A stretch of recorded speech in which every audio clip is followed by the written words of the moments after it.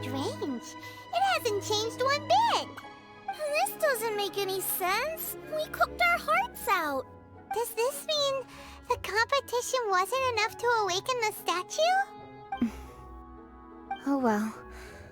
I suppose it was simply not meant to be. Yeah, we've waited this long already. There's no harm in waiting a little longer. Right, Xiangling? Yep, there's still time. Let's be patient. We'll all see this through together. On another note, I have some good news for you, Keqing. Things are looking optimistic for that recipe you gave me. Master came by before the competition and filled in the parts that were missing. So now I'll be able to cook it. In fact, I'll go find somewhere to make it right now. Wait here. Xiangling. Oh, and Traveler, could you come with me? Huh? You only just beat Smiley and Xiao. You think you're up for challenging us already?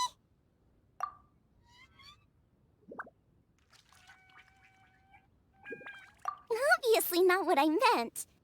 You collect recipes, don't you? I thought you'd probably be needing this dish during your travels, so I figured I'd share it with you. Oh, right! Paimon knew that. Sheesh, we totally misread that situation. Jeez, careful eating your words so fast. You'll give yourself heartburn. What are you staring at me for? Go on, go get on with your cooking. We're back! The Traveler and I made one each. Here, have a taste while it's still warm. Thank you. Don't mind if I do.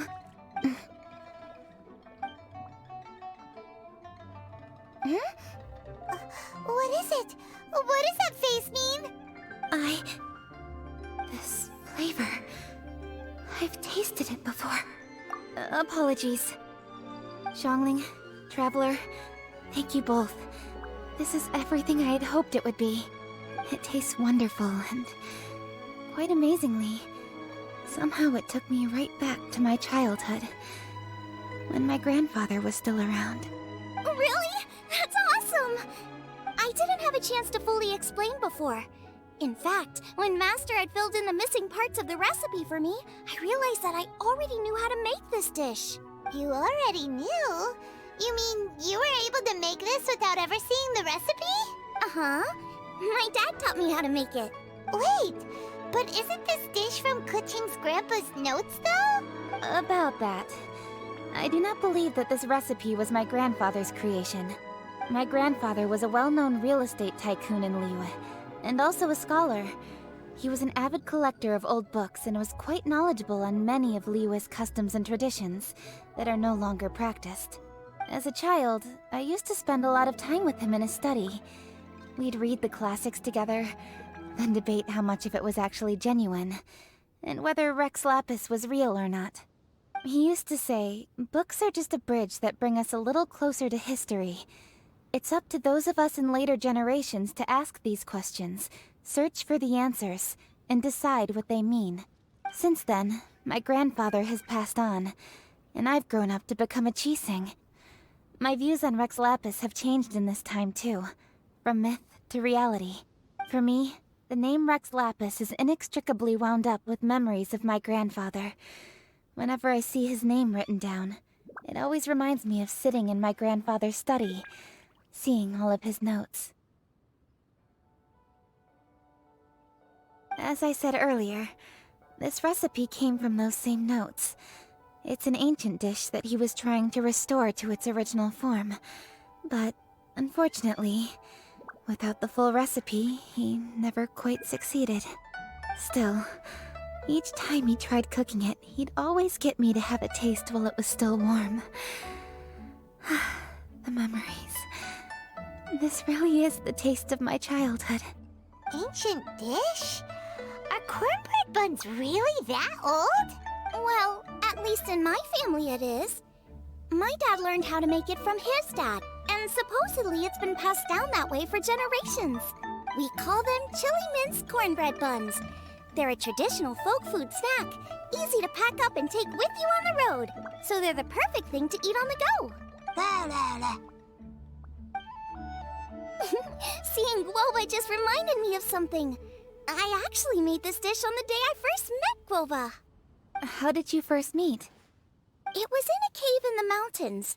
I ducked inside to get out of the rain and saw an offering table in there, so I put the cornbread buns I'd brought with me on it. Then I ended up falling asleep, and when I woke up, I found out that Guoba had eaten every last one. Guoba followed me around ever since. We're practically family now. Hold up! Stop the conversation! Look! The stone! It burst open! It's... Guoba? What are you... What? Mother? Ah, I see the chili mince cornbread buns have been served. Master! Granny, look! The stone god statue looks just like Guoba! Oh, indeed it does. After all, Guoba is the deity you've been searching for. God of the stove. Guoba is a god? You asked me if a sufficiently festive atmosphere would be enough to reawaken the stove god. And my answer is this. Yes. And no. The stove god has always been a deity with great affection for the people, and who acts in response to their desires. To him, the heart's passions and the heart's desires are not the same thing. Passion can be a technique, a skill, something derived from experience. But desires, they are deeper, more innate. They are the heart's strength in its purest form. Masterful Chefs is wonderfully exciting, but it is more an exercise of passion than of desire. And passion alone will not suffice to reawaken the stove god from his deep slumber. But just now, when Kuching ate this dish she had longed for, a deeply held desire was fulfilled. As well as receiving an answer to a question, she also gained something much more precious.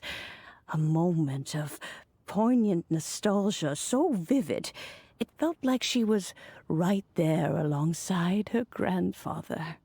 The enormous power unleashed by the fulfillment of this desire resonated with the stove god's statue, and caused it to manifest once more the form it took in the past.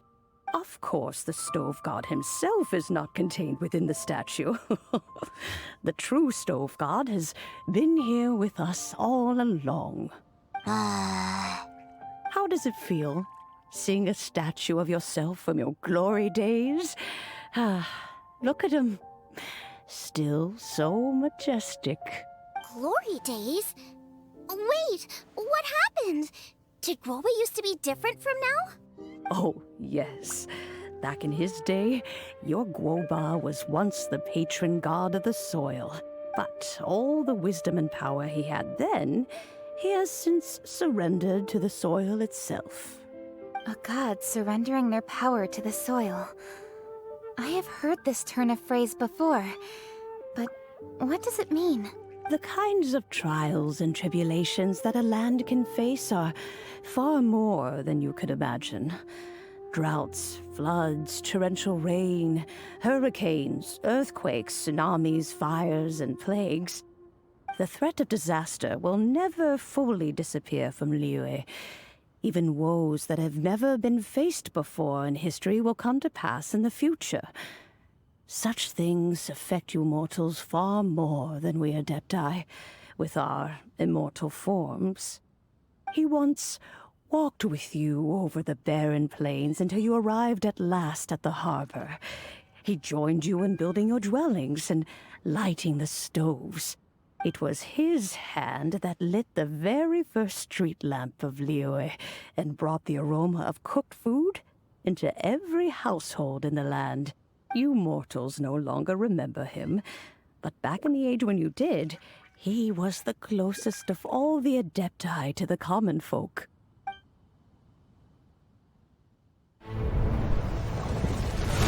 Moonchase, god of the stove, born from a spark when stone struck stone. He was a god, with a great love for humanity and their well-being. Millennia ago, the people sought to expand their city. They built a dwelling on the plains and called it the Gwaili Assembly. The Stove God cared greatly for the people, turning himself into minions who went into every home, fostering food and solidarity alike. Alas, their home was taken by a flood. The waters ravaged the Gwaili Assembly and forced the people back south to Liyue Harbor. Though the distance was not far, the journey was plagued by a terrible storm. For a dozen days, the Adepti stayed by their side. During this time, the Stove God cooked an ancient delicacy, flatbread with a meat sauce to stave off the cold and damp, fit for those on the move. Centuries later, disaster and plague arose once more. The Stove God would appear no longer, for he placed all of his power into the land itself to quell the calamities. His power expended, and his wits greatly reduced. Thus his body decreased in size. By the time he parted ways with us, he wasn't even the height of a human. He told Rex Lapis and I of the dishes that bring joy and of the secrets of the flame, then went into the mountains and entered into a long slumber.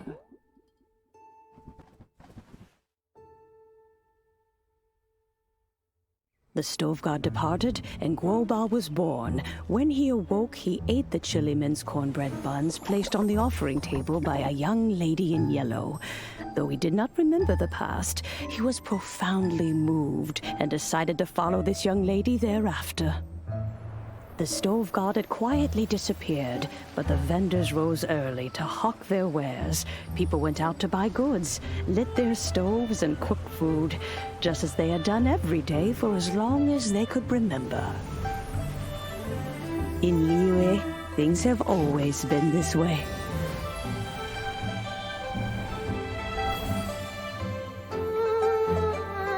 Nature provides, the mountains rejoice. We are blessed by heaven's good grace.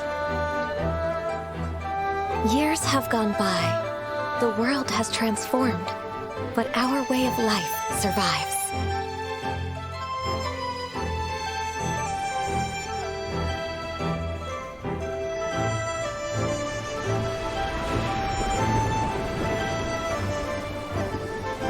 Fame and fortune is only a season.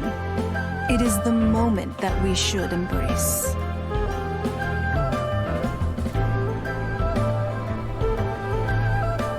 Past meets present. Heritage becomes legacy. Long into the future may we thrive. You once told me that dining is the profoundest of customs in the human world. To eat well is to consume vitality itself, and to drink well is to partake of the very essence of the world. It is a matter of paramount importance, you said, for people cannot face the arduous journey ahead on an empty stomach. At once a humble affair and a profound one. A humble meal of maize and spring water is also profound in that. By ensuring one's survival, it paves the way for millennia of human history and culture to come. My dear friend, Liyue has changed so much while you have slept. Looking at the prosperity and beauty around us today, does it make you happy? Guoba, this is kind of a huge deal. Why didn't you say anything? He is not who he once was. Even the power of speech evades him now. There is no way he could have told you. Oh. Guoba, but... Xiangling. Do not be saddened, Xiangling. There are two sides to everything. Guoba may have lost many of his formal faculties, but he is now as carefree as can be, without a single worry in the whole world. In this world we inhabit, who can truly be said to live a life free of all woes? Those with a mind and with the knowledge will certainly be troubled by all manner of things. But he has gone further than us in his journey. He had both wisdom and courage. Everything he took upon himself, he was also ready to part with. His carefree demeanor today is a testament to the fact that he is at rest. So since you are his friend, take good care of him. Go out to walk and play. Allow him to eat, drink, and be merry. I will! You can count on me! Xiangling, you have an adeptal affinity. Guoba follows you around because he has respect for you. The moment he awoke, he was met with the familiar flavor in the chili mince cornbread buns he ate. After all that time, he still recognized the dish he had invented, and he approved of you as the one who had cooked it. That's right. The taste of one's home cuisine always brings back memories of home. Though he remembered nothing, eating the food you had cooked gave him a feeling of familiarity. That is why he stuck by you. You may be the first person in history to give the stove god the experience of being a satisfied customer. That makes you quite a remarkable chef. If that's true, I couldn't be happier. Because putting a smile on customers' faces is what we chefs are called to do. Well then, it's getting late and I still have things to do. Time for me to say goodbye. Traveler, Paimon, Xiangling, thank you all very much. I look forward to spending more time together in the future. I guess my dad's probably heard the good news already, but I should still go catch up with him. Master, it's been a while since you came by. Why don't you join me? He thinks about you all the time, you know. He's always telling me to invite you over. Oh, goodness me. Then, far be it from me to refuse. Off we go, then. Let's saunter over gently and see how all the city folk are getting along. Hi, Dad. I'm back. Hey, what are you doing there? I should be the one handling that.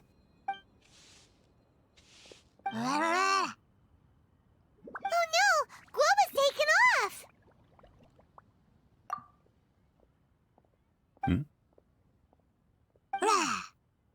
Oh, it's you. Hello there, old friend. Oh, bless my soul. Are you out for a stroll as well? Given the season, it felt fitting to take a leisurely walk while the meal is being prepared. Quite right. And it also gave us the chance to run into you. Guoba may not recognize you, but as ever, he seems quite delighted to see you. So, Guoba doesn't remember anything, but can still feel when something's familiar? Friendship will always withstand the ravages of time. Traveler, what do you think of the name of this festival? Moonchase. The moon is a carrier of countless emotions. So many things only seem to surface as we gaze up beneath its poignant glow. Wherever the moonlight shines, the heart is wont to follow. Fond memories of those no longer with us.